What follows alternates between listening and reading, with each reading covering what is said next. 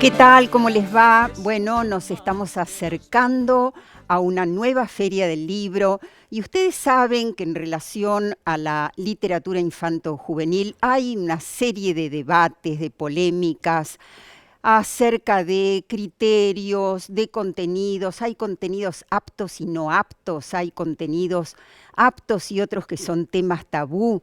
Y hay censura en los libros para niños también. Libros y más libros para jóvenes, para adolescentes y para el tiempo azul de la niñez. Tiempo azul, la niñez, de escuchar y aprender cómo ríe el amor, llora el dolor y canta la risa.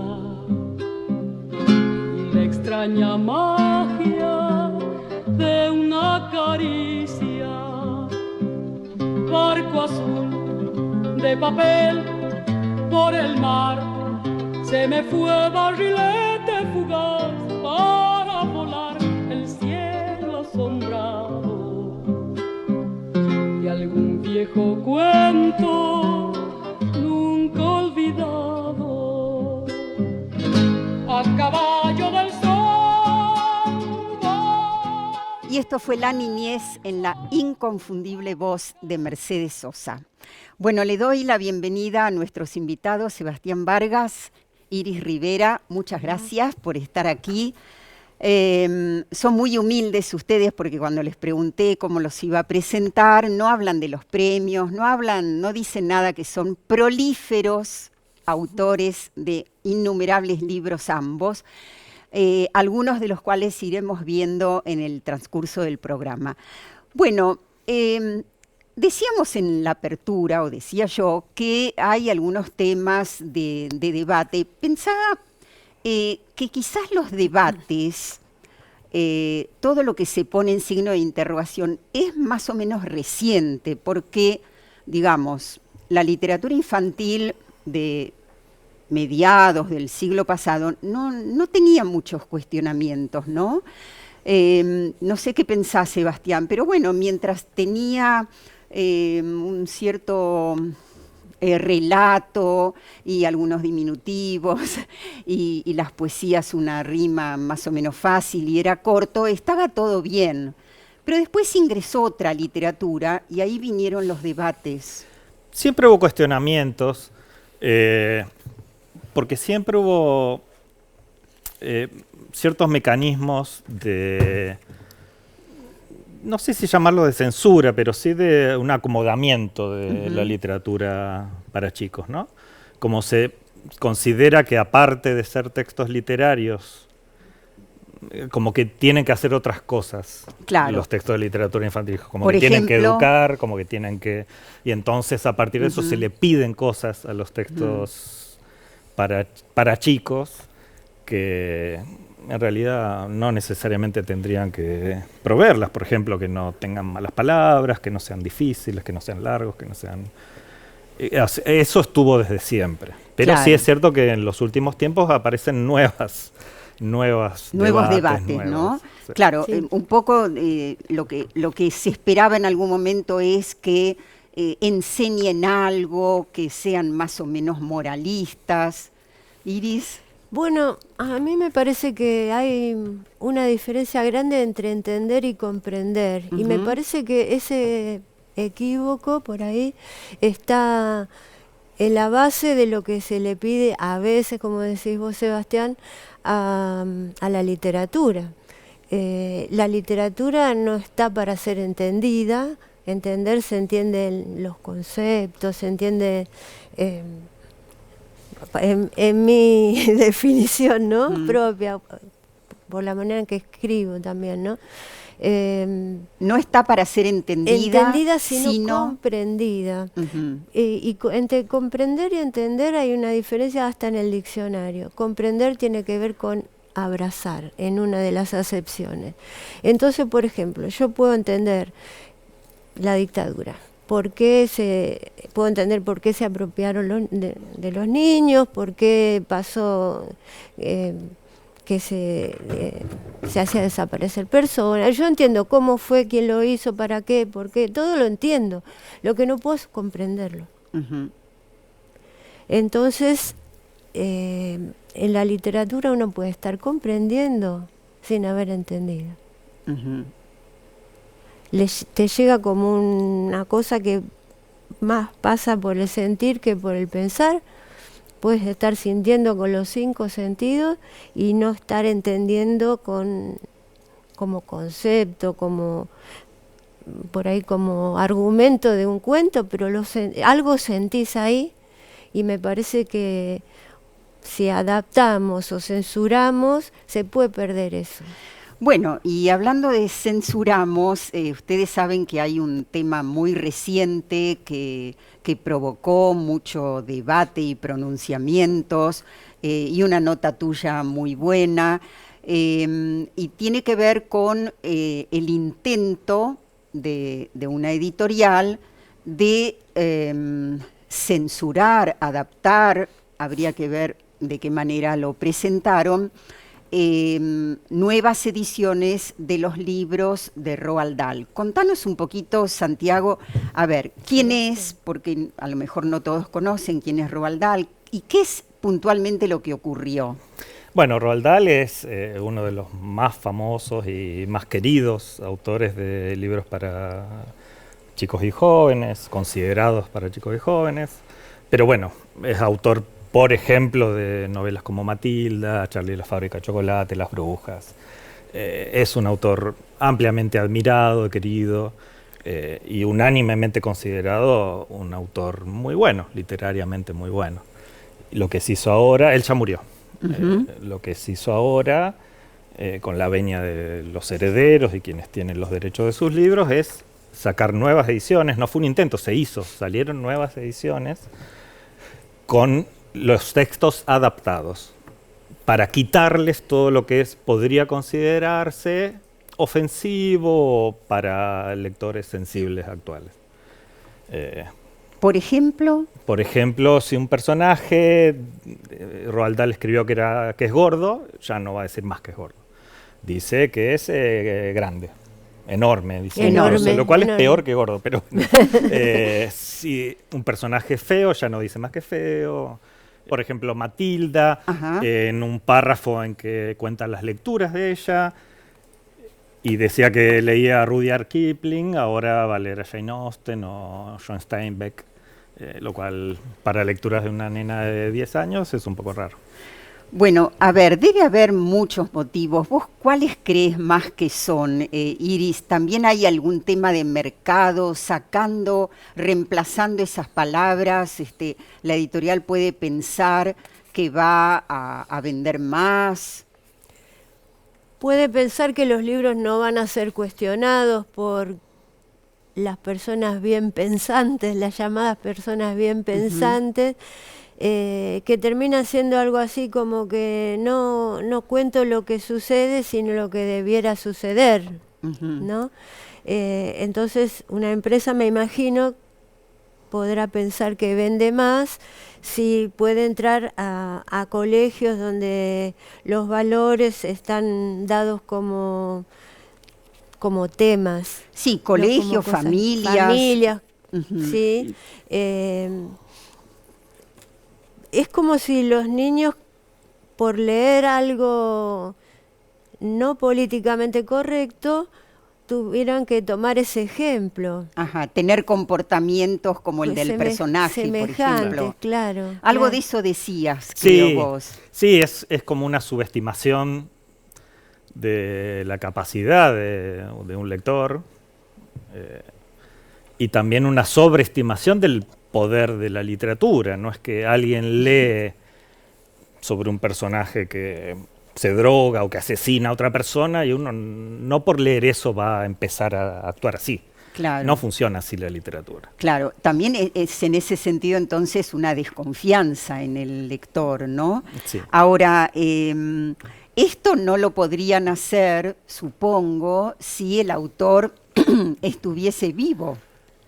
No, a mí me parece al revés, al contrario, si el autor estuviese vivo sería mucho más fácil hacerlo. Porque el autor aceptaría. Bueno, Roald Dahl en vida, por ejemplo, cambió algunas cosas de sus libros. En Charlie y la fábrica de chocolate, por ejemplo, las primeras versiones hablaban de que los Oompa Loompas habían sido reclutados en una tribu en África. Y eso lo cambió en vida Roald Dahl. Lo ajustó porque no era algo esencial. Y eso pasa todo el tiempo con las cosas que escribimos, conversamos con los editores sobre algunas cuestiones y muchas veces ajustamos cosas para que los libros salgan lo mejor posible y en todo sentido, desde el punto de vista literario, pero también de funcionamiento, porque bueno, los libros, aparte de ser obras artísticas, son también productos comerciales. Claro, ahora, me parece que ahí lo que se busca es no correr riesgos, ¿no? Con lo cual, entonces, me parece que es un punto, un retroceso a una literatura más lavada. Más lavada, claro, claro.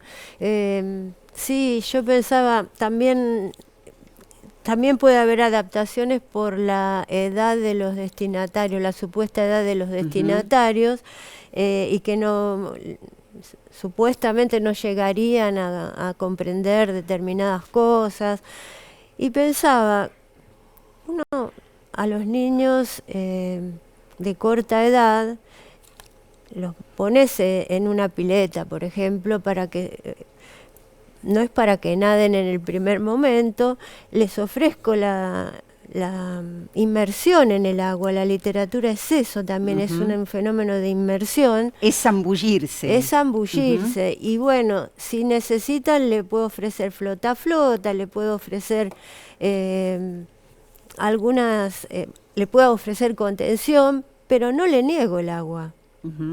Y lo mismo pasa con el aire. Si algún niño adulto, tiene dificultad para respirar, yo le puedo ofrecer un puff, le puedo ofrecer nebulizaciones, pero no le niego el aire. Y la literatura es como el agua y es como el aire.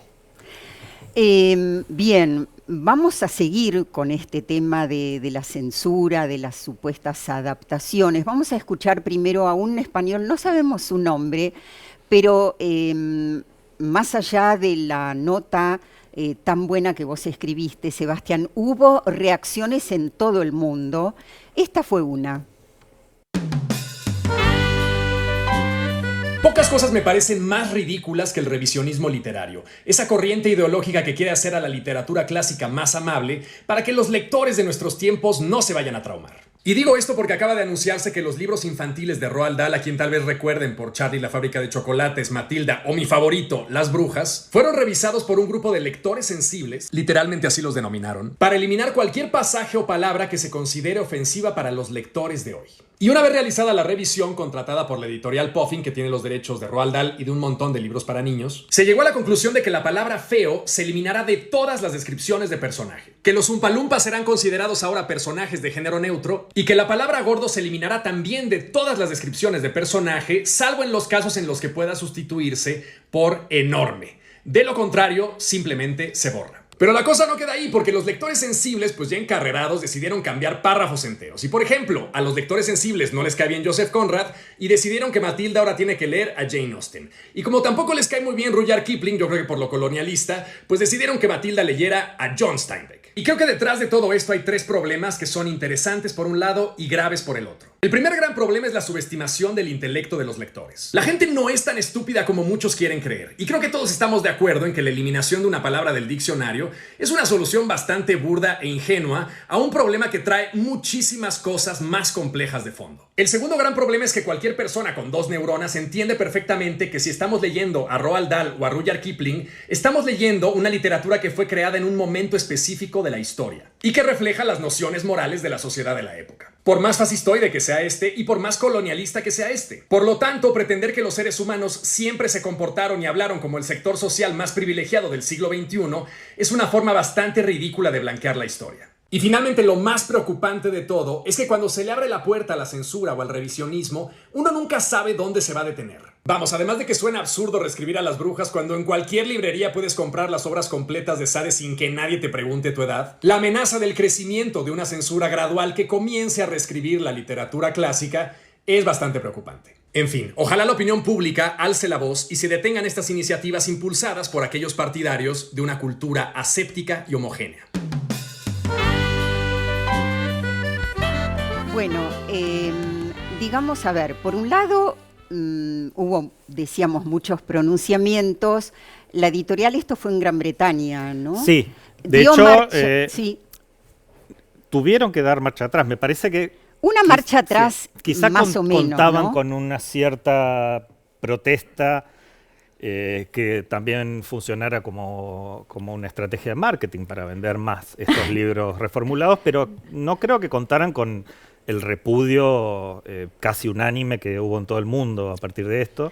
Y de hecho tuvieron que dar marcha atrás, parcialmente porque los libros reformulados se van a seguir comercializando. Van a ser una doble edición. Pero van a volver a editar los libros en su forma clásica. Y ya en Francia y acá en idioma castellano y en francés, ya las editoriales respectivas anunciaron que no iban a adaptar las obras de Roald Dahl. Justamente, yo creo que hay que resaltar que en la Argentina la Asociación de Literatura Infanto-Juvenil y la propia editorial que en la Argentina edita y distribuye estos libros, tuvo una reacción muy respetuosa, muy en defensa de los textos originales, y eso me parece importantísimo. ¿Querías decir algo, Iris?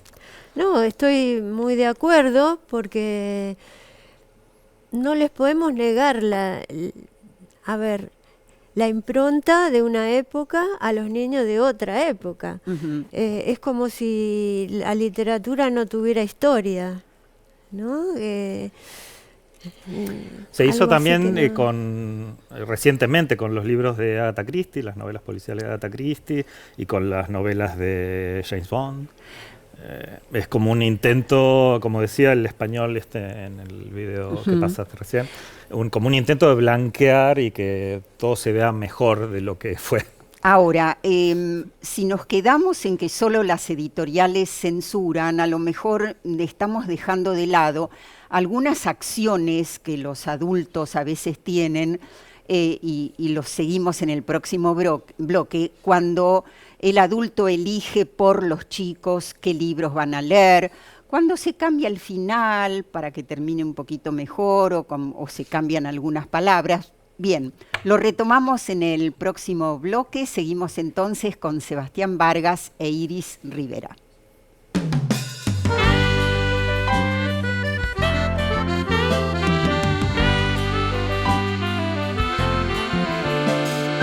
Es mucho más.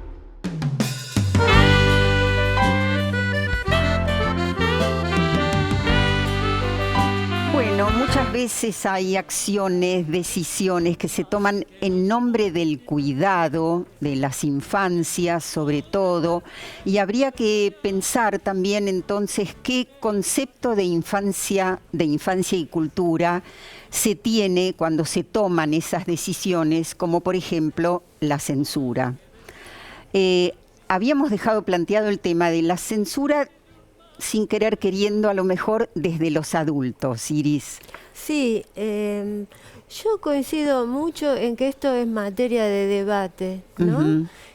Porque debe haber del otro lado de las cámaras gente que piensa y coincide, gente que no coincide, y entonces sí es cierto que hay una concepción de infancia. En un tiempo se hablaba de infancia, hoy se habla de infancias, porque no todas las infancias transcurren de la misma manera ni en las mismas condiciones. Entonces es como que ninguna de las palabras con que nombramos a la lectura y a las infancias son inocentes, en el sentido que todas traen una concepción detrás. Entonces, esto de la censura, bueno, la concepción es que los niños a lo mejor son seres intocables o que no tienen pensamientos un poco incorrectos o que no debieran tenerlos, ¿no? Por Sí, eso es... y a veces sí. A no ver. funciona como una censura directa, sino como por mecanismos a veces más indirectos. Por ejemplo, si una editorial publica un libro que se vende en las escuelas y que recomiendan los docentes, y quizá hay 2 o 3 padres que protestan porque el profesor o la profesora le hace leer ese libro, y a partir de eso, bueno, quizá la editorial la próxima vez que va a publicar un libro así lo piensa 2 veces, porque empieza a ser un riesgo comercial, y quizá el autor o la autora también, antes de volver a escribir un libro así, quizá escribió otra cosa un poco ya mejor, hay una autocensura. Exactamente, yo creo que sobre todo cuando las editoriales encargan o hacen un determinado pedido, a veces el autor se autocensura. Son muchos temas, ustedes saben que ya desde el siglo pasado está este movimiento llamado de lectura fácil. Si queremos hablar de temas polémicos, acá estamos trayendo uno. Vamos a hacer una breve referencia a eso para meternos después más de lleno en otros temas ligados a la ficción, pero digamos, se fundamenta en que de esa manera hay una oferta más inclusiva, ¿no? Entonces, bueno, habría que ver si esa lectura fácil de frases, de oraciones más cortas, en la que no haya sujeto tácito, con palabras más comunes, es válida para la ficción, o ahí hay un riesgo. Claro, hay un riesgo. La manera en que entra esa llamada lectura fácil en nuestro país es a través del Ministerio de Justicia y Derechos Humanos. Y entra como para poner al alcance del público en general textos de leyes, textos informativos. Textos instructivos incluso, claro. Informativos, incluso en un momento se pone en lectura fácil la Constitución Nacional. Sí. Y entonces uno, en lugar de leer el preámbulo, lee, acá dice esto, como un punteo, ¿no? Sí. Y lo fundamentan también en que esto facilita a los inmigrantes el poder acceder a estos textos a los inmigrantes en forma de autónoma, la lengua. digamos. Claro, el asunto de la autonomía, eso también es algo que hace bastante ruido, porque entre los considerandos de la concepción está el que los lectores puedan leer solos. Los lectores que tienen dificultades con la lectura, los inmigrantes. O sea, hacerlo más fácil para que puedan leer solos. Eso para que sería. puedan leer solos. Cuando nosotros, creo que Sebastián también, y creo que acá estamos coincidiendo, no iremos a debatir demasiado, pero apostamos a leer acompañados. Y más en el terreno de la literatura y en el de la información también, ¿no? Porque entramos en el mundo del lenguaje, en el mundo de la lengua cuando nacemos, y los niños entran a un lenguaje adulto y no se lo simplificamos. Ellos, a través de lo que van pudiendo, como aquel que se mete los piecitos en el agua primero y después un poco más, a través de lo que van pudiendo más. Entonces, no sé si esto de facilitar, entre comillas, a la larga no está impidiendo o no está apostando a que no avance, o poniéndoles un techo, ¿no? Y porque la literatura trabaja sobre la función poética del lenguaje. Y si uno le quita eso a la literatura, no queda mucho. Claro. Pareciera como que hay una idea de la literatura que va más allá de las palabras. Y entonces, si uno cuenta una historia de una persona que se despertó una mañana y está convertida en un bicho, ya con eso contó la transformación de Kafka. Y no funciona así la literatura. Para ir cerrando este tema, siempre hay excepciones, es un tema que lo instalamos como debate desde ya, esto del movimiento de la lectura fácil, pero ustedes saben que el Centro Ana Frank de Argentina, junto con una editorial y la UNESCO, publicaron el diario de Ana Frank en lectura fácil. En este caso, digamos, es un libro, un diario, es un género testimonial, entiendo, y en este caso es muy importante contextualizar, ¿no? Poder tener cuando se lee el diario de Ana Frank, más o menos claro, bueno, qué fue el nazismo, cuándo, qué pasó con los judíos y tantos conceptos que tienen que ver con lo que el nazismo llevó a cabo. En este caso es una adaptación que yo diría bastante respetuosa. Por eso digo, me parece que siempre hay que poder hacer algunas diferencias o salvedades. El libro está hecho con mucho cuidado, sí explicando algunas palabras al margen, y a mí me parece que es interesante seguir pensando cuándo este movimiento de lectura fácil es válido y cuándo realmente lo ponemos en interrogación. Pero además, vamos a ver ahora el relato, la narración de un libro para que hablemos un poco de cómo se las arregla la literatura con temas tabú, con temas llamados difíciles o cuestiones difíciles, como diría Iris, como puede ser la muerte, como puede ser una pérdida, como puede ser la sexualidad. Un hueco, de Yael Frankel.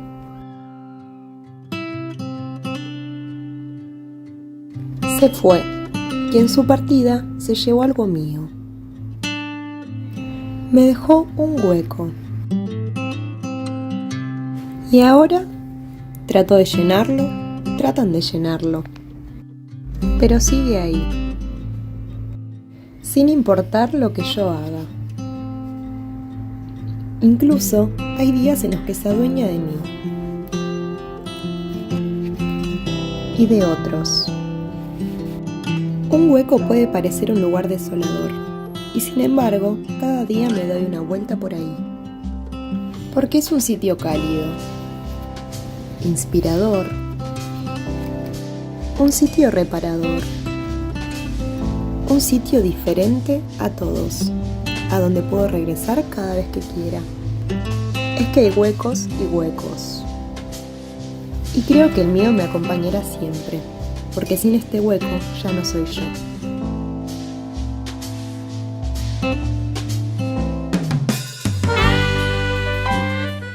Bueno, deben ser bastante expertos estos dos autores con los que estoy. Cuando se trata de narrar, de contar, de cómo contar temas difíciles. ¿Alguno de tus libros, Sebastián, toma algún tema de esos que no es tan fácil narrar? Bueno, casi todos diría, porque en general mis libros y la mayoría de las ficciones trabajan con personajes humanos y entonces les suceden cosas. A los humanos nos pasan muchas cosas. Y entonces, sí, en varios de mis libros hay pérdidas, hay muertes, hay episodios de violencia en algunos, pasan cosas. La gente se enamora, se pelea. Claro. Bueno, y en esos casos, seguramente vos tuviste o tenés algún tipo de devolución de los autores, sí, de los lectores, sí, perdón. Sí. ¿Y cómo es? Eso es genial. A mí una de las cosas que más me gusta es de que a mis libros los lean chicos y jóvenes, es poder tener esas devoluciones. A veces me invitan a escuelas y visito quizá un curso que todos leyeron un libro mío y conversamos sobre eso y me cuentan qué les pareció, qué les gustó, qué no. Me hacen preguntas y y cuentan sus interpretaciones de lo que leyeron, y eso es súper enriquecedor, me parece una genialidad. Me imagino justamente que para los lectores de tus libros, que toques esos temas es motivo de agradecimiento.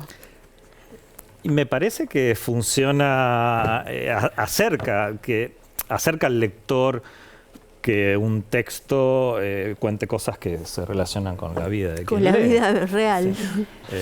Incluso a veces el libro puede ser de ciencia ficción y hablar de extraterrestres, o de fantasmas, o de una época y un lugar muy lejanos.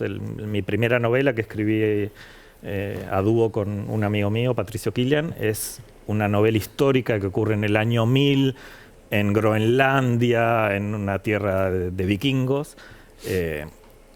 O sea, un lugar y un tiempo muy lejanos de la actualidad, y sin embargo, bueno, en el primer capítulo se le muere la madre al protagonista, y siempre los lectores me parece que agradecen cuando un texto literario les llega de alguna manera. Exactamente. Ay, me acordé de algo. A ver. De algo interesante con esto que decís. De algo que me pasó, que habré tenido 12 años y ya quería escribir una novela. Y había terminado de leer Tom Sawyer. Así que llegué a escribir el primer capítulo, y me acuerdo que lo primero que le pasaba al protagonista, que ya ni me acuerdo quién era, pero era un niño, es que se le morían los padres. Eso resta personajes, es más fácil después. Es más fácil claro. manejar porque te quedan menos personajes. Ahora, sí, Iris, bueno, vos escribiste un montón de libros. En algunos de ellos seguramente, bueno, te interpelaron en este sentido. Tocaste cuestiones difíciles de la vida. Vamos a ir viendo algunos libros tuyos y elegí uno para contarnos cómo te las arreglaste. Bueno, a esto de los temas, a mí me gusta poner en cuestión la palabra temas, porque no escribimos sobre temas, no escribimos sobre la muerte, no escribimos sobre el sexo, es que en el transcurso de la escritura nos encontramos con esa cuestión, con ese problema, partimos de problemas, yo por lo menos, creo que sí, vos también, sí, Sebastián, sí. Que los personajes a los personajes no les va bien, pues si no, con todo, pues si no, no hay historia. Entonces partimos de cuestiones que nosotros tenemos, y cuestiones son preguntas, entonces no la tenemos tan clara. Para mí no se trata de temas, sino de cuestiones incómodas. Cuando llegas a ese punto, vos decís, ¿y esto cómo lo narro? Porque me pasó con el quién soy, con la historia que me tocó a mí, que se llama Sabesatos. Bueno, digamos, contá un poquitito qué es este libro ¿Quién soy? Y quién soy son 4 relatos sobre nietos recuperados. Y bueno, la historia que me contó a mí, me tocó a mí, que me contó a mí, mirá, ¿no? La historia me cuenta a mí. Era muy compleja, porque esta niña, cuando fue recuperada, era justamente una nena. Y tenía 2 identidades, y vivía la mitad de su vida en Rosario y la otra mitad en Buenos Aires, tenía 2 familias. Bueno, era difícil de abordar. Y me acuerdo que lo que me decidió, porque tampoco estamos seguros de terminar una historia que empezamos. Claro. Por ahí nos encontramos con dificultades que no sabemos resolver, ¿no? Y a mí lo que me costó ahí, y lo que me hizo aceptar contar la historia, fue que cuando abandonaron a esta niña, que es Jimena Vicario, que hoy es adulta, la abandonan en el hospital de niños, en la casa cuna, y entonces la encuentra un personal de allí, una doctora o una enfermera, no está muy claro eso, y la alza de ella tenía 8 meses, y entonces los compañeros, varios de ellos, que se sabía que estaban pasando estas cosas, dijeron, déjala donde la encontraste. Y bueno, esa pregunta, ¿qué hago con esta nena? Y esa respuesta, dejarla donde la encontraste, se me plantea de vuelta a mí. ¿Qué hago con esta nena? Y no la quise dejar donde la encontré. Entonces me metí a tratar de narrar su historia. Otra que me pasó fue con el caso del Gauchito Gil. Yo quería contar historias, mitos de la Argentina, mitos y leyendas, y el Gauchito Gil era la más sangrienta. Ajá. Al gauchito lo matan colgándolo de los pies y degollándolo. Y era la peor, peor en el sentido de la más difícil, la muerte más difícil de contar. Entonces empecé por ahí, por esa. Yo dije, si puedo contar esto, puedo contar las otras. Entonces no es el tema, sino el tratamiento que le das al tiempo. De hecho, en el cuento del Quién Soy, lo hiciste contándolo desde el punto de vista de ella, en primera persona, conversando con su perro. Conversando con su perro. Es hermoso ese cuento. Claro, lo que aquí se pone en el tapete es el tema de ficcionalizar, ¿no es cierto? En el cuento de Yael Frankel que vimos, Un hueco, bueno, hay poesía pura, ¿no es cierto? Y pensaba también, me estaba acordando en este momento del cuento La familia de la soga de Graciela Montes, ¿no? Una cosa hubiera sido decir, por ejemplo, qué sé yo, bueno, las familias tienen que dejar crecer a sus hijos y los hijos tienen que ser autónomos. Y otra cosa es lo que hizo con eso Emma, ¿no? Esa soguita que los tenía a todos yendo juntitos de un lado para el otro y que un día, sin dolor, con cuidado, se puede ir rompiendo, ir dejando. Sí. Sí, cuando vos en la escritura tomas como él, toma algo concreto como un hueco, que no es un concepto, el hueco. Si yo digo una pérdida, estoy hablando de un concepto. Si yo digo un hueco, es algo que puedo pasar la mano por ahí, por ejemplo, ¿no?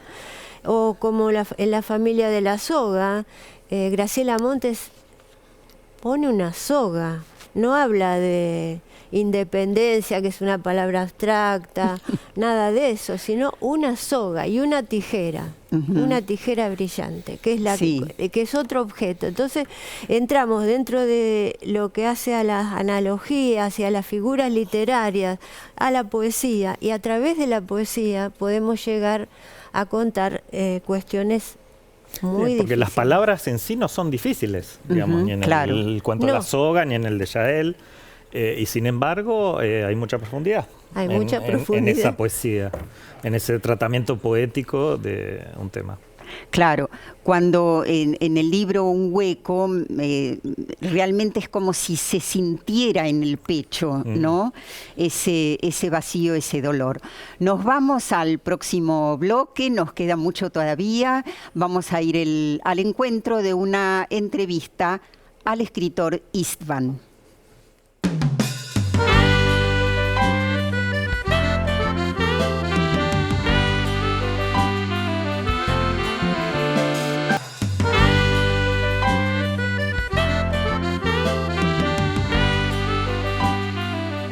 Podríamos sumar otros temas de debates, como por ejemplo, bueno, muchos dicen, no es una época en la que los adultos, los jóvenes, los adolescentes, los niños, no sé, leen en formato libro de papel, sino en otros soportes, y cada vez hay más soportes, y los libros se bajan. ¿Y cómo lo ves para aquellos que recién comienzan a relacionarse con libros? Bueno, yo soy un fan de la literatura y de la lectura, así que a mí me parece que haya más soportes y más posibilidades de que los textos circulen es algo que lo veo bien, me parece bien, y me parece bien incluso que si no se puede conseguir el libro en papel, circule en PDF, en formatos digitales. Yo lo veo como un complemento positivo. Creo que los libros van a seguir existiendo, no están en vías de desaparecer desde mi punto de vista. Iris. Sí, yo coincido, a mí me parece bien y de hecho uso otros soportes, así que, pero lo que me encanta del libro es que está terminado de inventar, como decía Borges. Borges decía que entre el ascensor y la escalera elegía la escalera porque estaba terminada de inventar.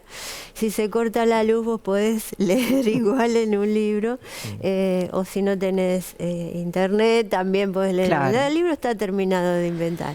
Bueno, nosotros fuimos al encuentro de Istvan, que se define a sí mismo como un autor integral, y le preguntamos qué es lo nuevo, cuál es su último libro, qué características tiene, cómo llegó a pensarlo y cómo fue recibido por las infancias.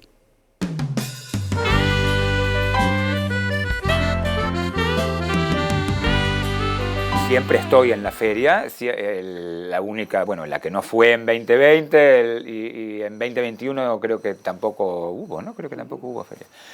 Pero el año pasado estuve y este año es como, yo siento que es una vuelta en donde empiezan a salir las cosas que uno estuvo produciendo durante toda la pandemia. Porque realmente se fue acumulando material, cosas que teníamos previstas para 2019, 2020, que se fueron acumulando y empiezan a salir. Entonces, tengo varias presentaciones, varios libros que salen, o que ya están, como Para allá. También uno que se va a llamar El Gallo Pinto y otros poemas para jugar. Otro que es Andanzas de una línea recta y una reedición muy, muy esperada que es de mi libro de las bandas de Moebius, mi libro de historias infinitas. Detrás de él estaba su nariz. Para allá es un libro para leer en movimiento. O sea, mis investigaciones en torno a los libros para chicos siempre han sido sobre el álbum, que es, le vamos a decir a la gente, es el libro en donde texto e imagen funcionan inseparables para construir la historia. No se puede leer la imagen sin leer el texto, no se puede leer el texto sin leer la imagen, porque ambos discursos contienen el contenido necesario como para terminar de dar sentido a todo.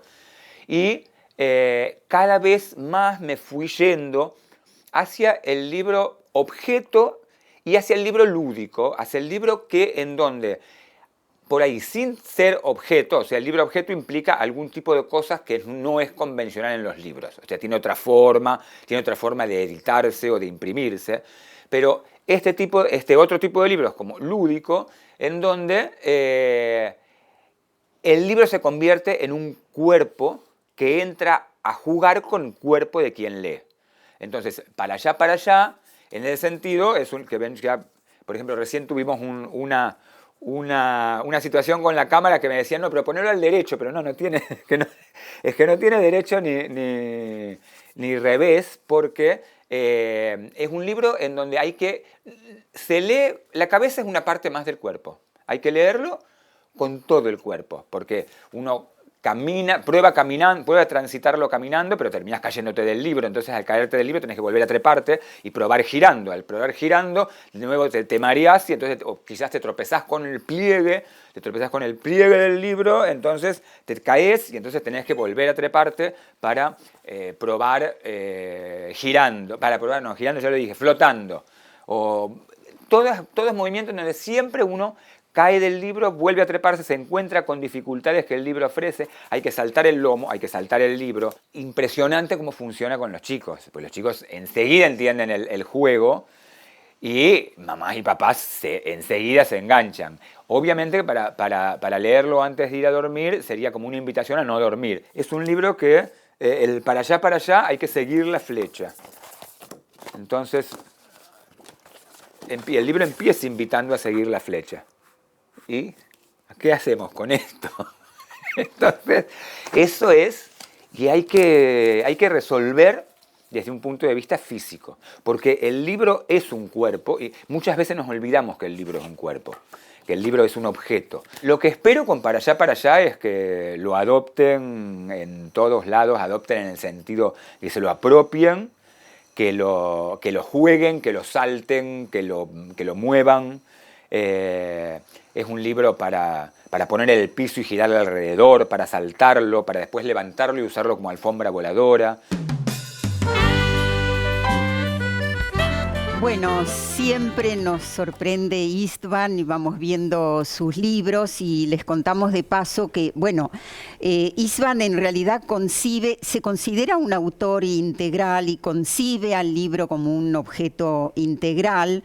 Esto quiere decir texto, lectura y la arquitectura de texto, ilustración y arquitectura del libro como un todo. Para allá, que es el último libro de Istvan, se va a presentar en la Feria del Libro el 6 de mayo a las 18 horas en la sala Cuentacuentos, así que allí quienes quieran de paso conocer al autor integral pueden hacerlo. Y bueno, decíamos, hay rupturas distintas, ¿no? Una es de los formatos, que Istvan en ese sentido es un especialista, ha hecho libros larguísimos que se despliegan de diferentes maneras. Bueno, nos vamos despidiendo de a poquito. No quiero olvidarme de decir que se acaba de suspender la diplomatura superior en Ciencias del Lenguaje en el Instituto Superior del Profesorado Joaquín B. González. ¿Dónde me recibí yo? Donde te recibiste vos, donde estudian los docentes. Ciencias del Lenguaje es un aspecto importantísimo en la formación de los docentes. Ya perdió la Ciudad de Buenos Aires el postítulo en literatura infanto-juvenil, así que después no vengan a decir que los resultados de las pruebas dan muy bajo en comprensión lectora si se hacen estos quites en la formación docente en nombre de los pocos inscriptos que hay. Los pocos inscriptos que hay valen, cada uno de ellos vale. Y en todo caso habrá que salir a entusiasmar a otros para que hagan estas diplomaturas. Bueno, de despedida, Iris. De despedida, bueno, que el debate quede abierto, que los libros circulen, que los pareceres se puedan expresar, porque si los podemos expresar es porque contamos con palabras, y que las palabras nos digan, que las palabras nos muestren, que las palabras nos toquen, que las palabras nos sirvan para comunicarnos. ¿Y tú? Coincido con lo que dice Iris. Me parece que podemos seguir confiando en la literatura y confiando en los lectores, tengan la edad que tengan, que pueden encontrar en esas historias y en esas palabras algo que les llegue y que los cambie. Como esa poesía que decía, me queda la palabra. Menos mal que nos queda la palabra. Nos vamos a la bibliografía. Me pueden ayudar también ahí. Bueno, tenemos entonces el diario de Ana Frank. El diario de Ana Frank, les cuento, se presenta en la Feria del Libro el 9 de mayo a las 17:30 en la sala Tulio Alperín. Nos vamos al la próxima propuesta de bibliografía, que es leer, importantísimo este cuadernillo que tiene una contribución de Iris Rivera, ¿sí? Y de varios autores más, reflexiones a partir de la propia biografía lectora, así que también se los sugerimos. Y nos vamos ahora al de Daniel Link, La lectura, una vida. También son relatos autobiográficos maravillosos de cómo fue impactando en su vida desde muy chico el acercamiento a los libros. Y por último, Oír entre líneas, de Cecilia Bayur, un libro que habla sobre la poesía, que habla sobre todos los temas que hacen a la formación de lectores y que es poético en sí mismo. Les agradezco una vez más habernos acompañado hoy. Y bueno, lo que quisimos fue traer estos temas para padres, para docentes, para mediadores. Quisimos ir al encuentro de prejuicios que circulan y sobre todo sumar voces a todos los debates que están en danza. Gracias, hasta la próxima semana. Auspició este programa CETERA, Confederación de Trabajadores de la Educación de la República Argentina. SUTEBA, Sindicato Unificado de Trabajadores de la Educación de Buenos Aires, acompaña este programa. Confianza y